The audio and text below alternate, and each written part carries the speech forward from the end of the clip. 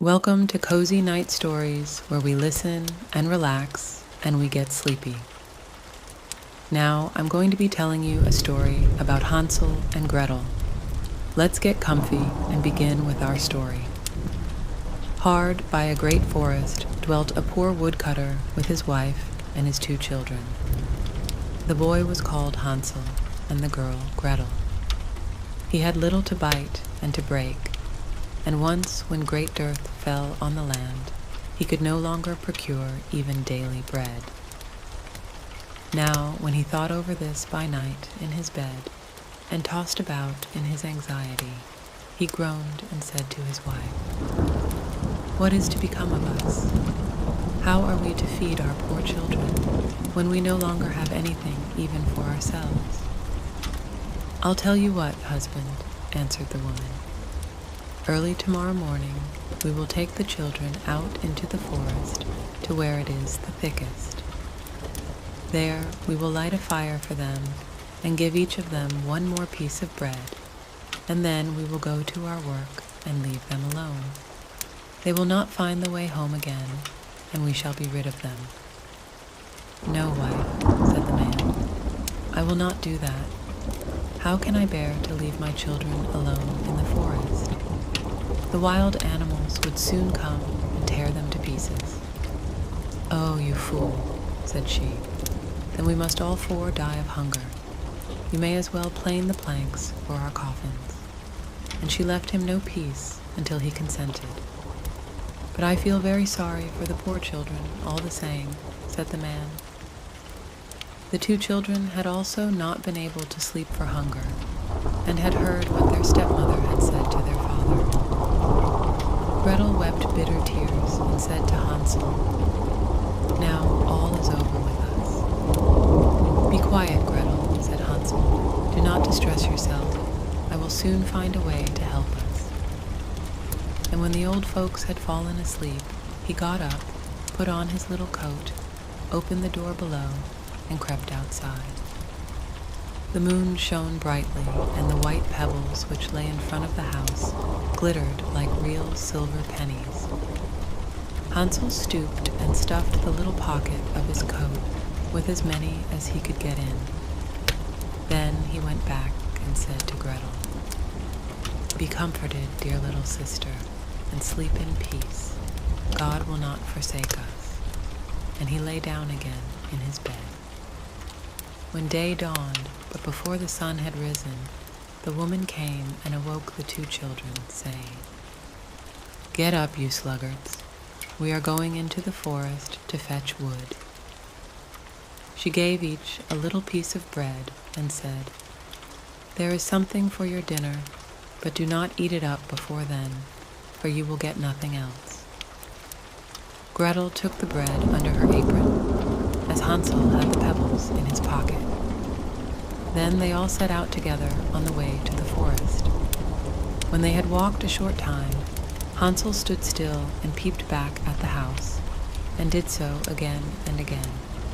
His father said, "Hansel, what are you looking at there and staying behind for? Pay attention, and do not forget how to use your legs." "Ah, father," said Hansel, "I am looking at my little white cat, which is sitting up on the roof, and wants to say goodbye to me." The wife said, "Fool, that is not your little cat. That is the morning sun which is shining on the chimneys." Hansel, however, had not been looking back at the cat, but had been constantly throwing one of the white pebble stones out of his pocket on the road. When they had reached the middle of the forest, the father said, "Now, children, pile up some wood, and I will light a fire that you may not be cold." Hansel and Gretel gathered brushwood together as high as a little hill. The brushwood was lighted, and when the flames were burning very high, the woman said, "Now, children, lay yourselves down by the fire and rest. We will go into the forest and cut some wood. When we have done, we will come back and fetch you away." Hansel and Gretel sat by the fire, and when noon came, Each ate a little piece of bread, and as they heard the strokes of the wood axe, they believed that their father was near. It was not the axe, however, but a branch which he had fastened to a withered tree, which the wind was blowing backwards and forwards. And as they had been sitting such a long time, their eyes closed with fatigue, and they fell fast asleep. When at last they awoke, it was already dark night. Gretel began to cry and said, "How are we to get out of the forest now?" But Hansel comforted her and said, "Just wait a little until the moon has risen, and then we will soon find the way." And when the full moon had risen, Hansel took his little sister by the hand and followed the pebbles which shone like newly coined silver pieces and showed them the way.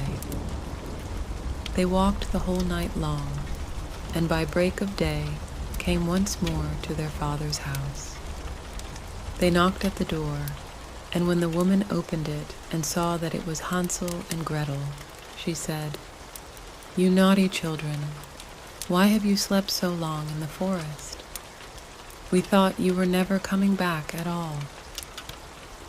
The father, however, rejoiced, for it had cut him to the heart to leave them behind alone. Not long afterwards, there was once more great dearth throughout the land, and the children heard their mother saying at night to their father, "Everything is eaten again. We have 1/2 loaf left, and that is the end.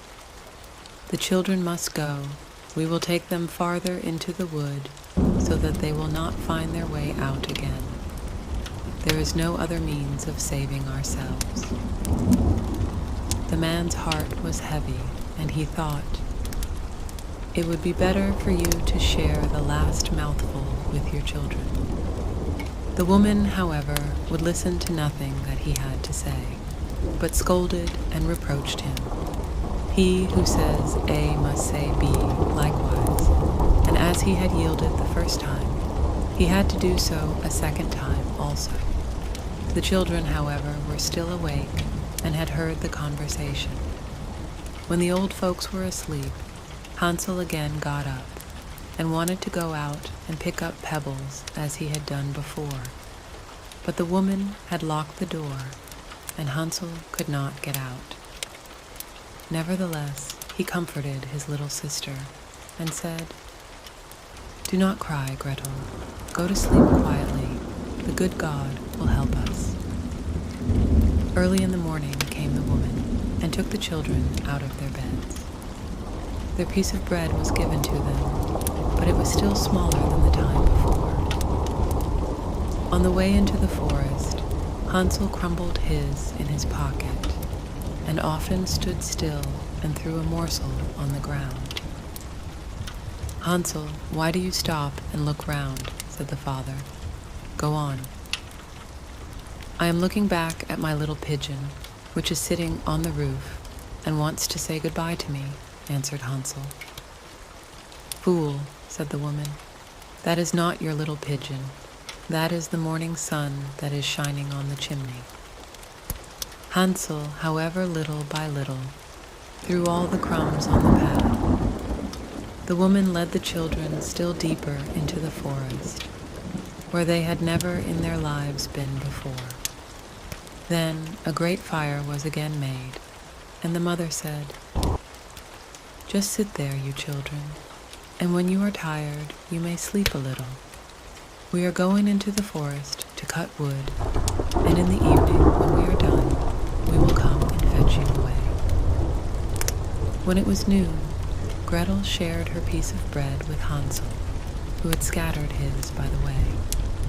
Then they fell asleep, and evening passed, but no one came to the poor children.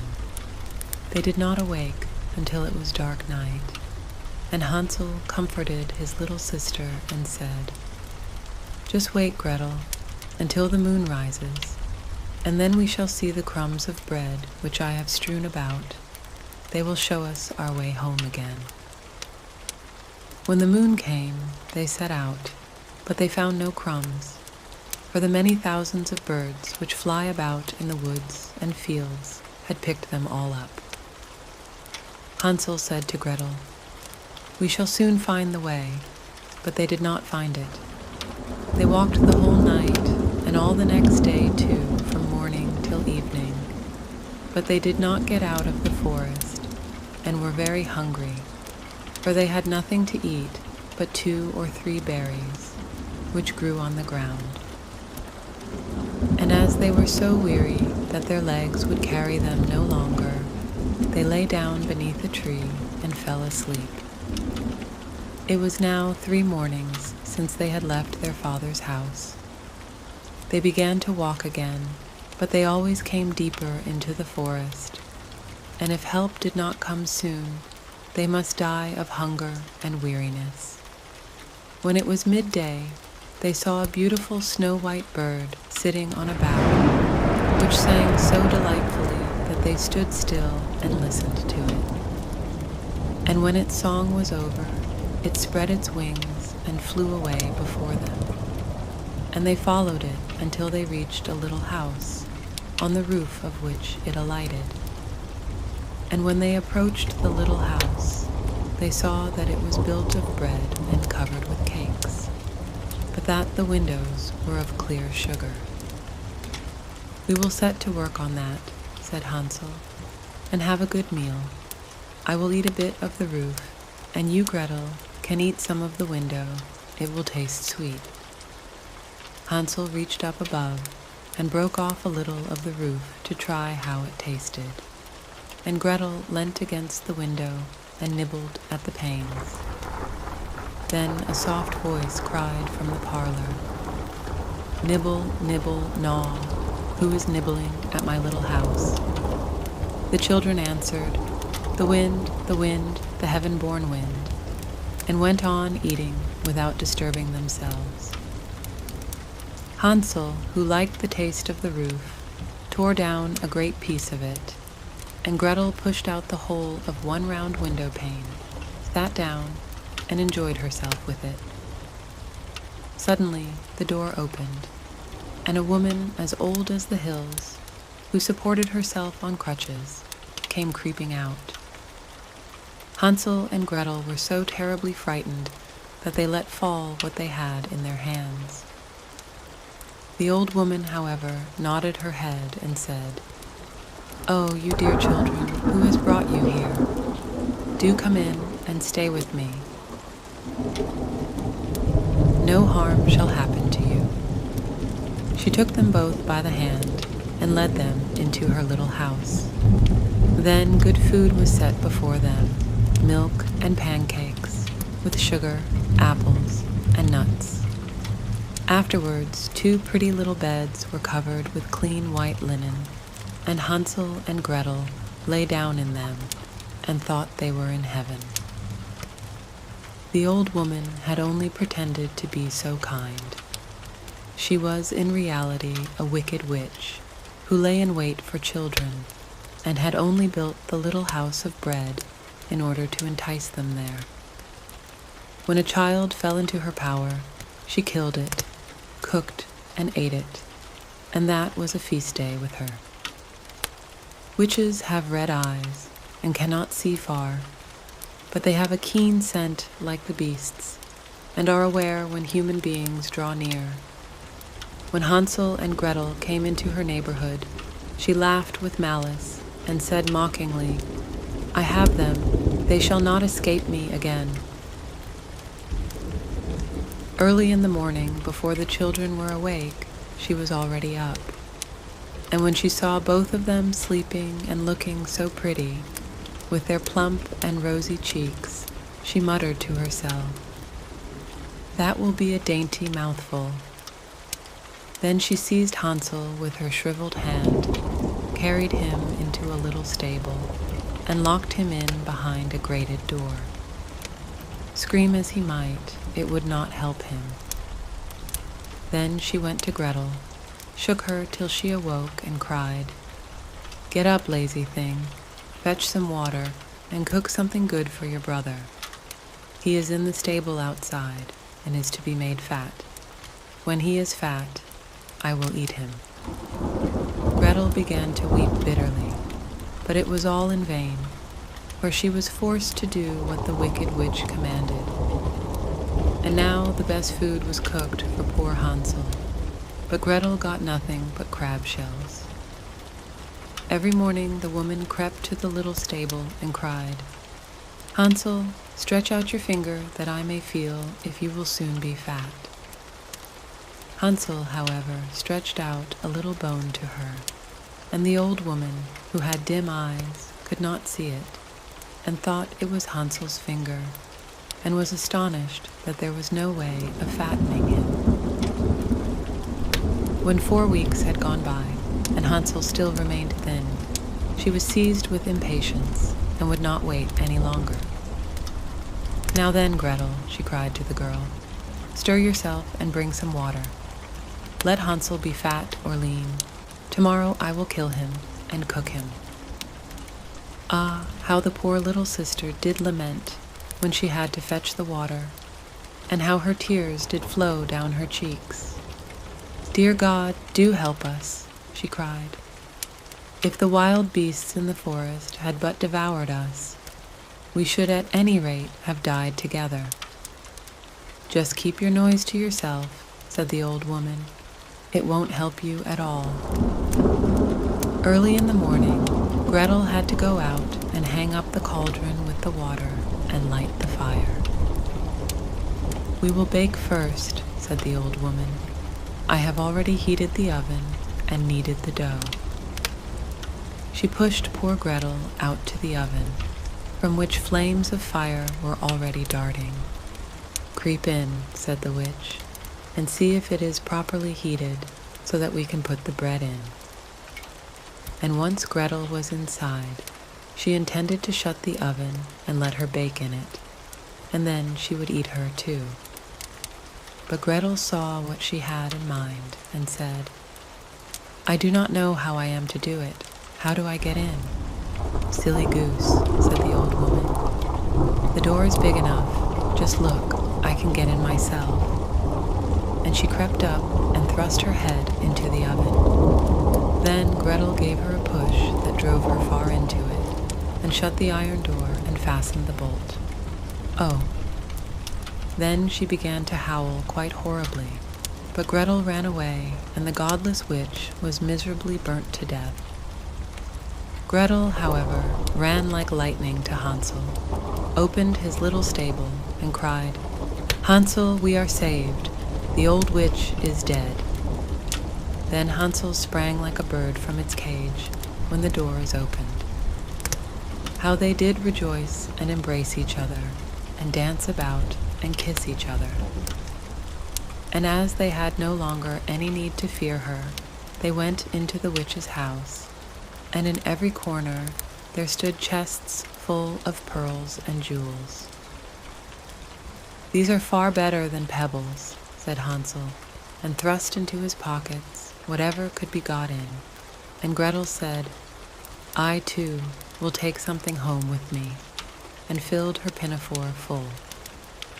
"But now we must be off," said Hansel, "that we may get out of the witch's forest." When they had walked for 2 hours, they came to a great stretch of water. "We cannot cross," said Hansel. "I see no foot-plank and no bridge." "And there is also no ferry," answered Gretel, "but a white duck is swimming there. If I ask her, she will help us over." Then she cried, little duck, dost thou see Hansel and Gretel are waiting for thee? There's never a plank or bridge in sight. Take us across on thy back so white."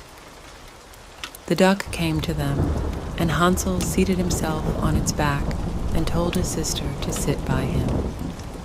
"No," replied Gretel, "that will be too heavy for the little duck. She shall take us across, one after the other." The good little duck did so, and when they were once safely across and had walked for a short time, the forest seemed to be more and more familiar to them, and at length they saw from afar their father's house. Then they began to run, rushed into the parlor and threw themselves round their father's neck. The man had not known one happy hour since he had left the children in the forest. The woman, however, was dead. Gretel emptied her pinafore until pearls and precious stones ran about the room, and Hansel threw one handful after another out of his pocket to add to them. Then all anxiety was at an end, and they lived together in perfect happiness. My tale is done. There runs a mouse. Whosoever catches it may make himself a big fur cap out of it. The end.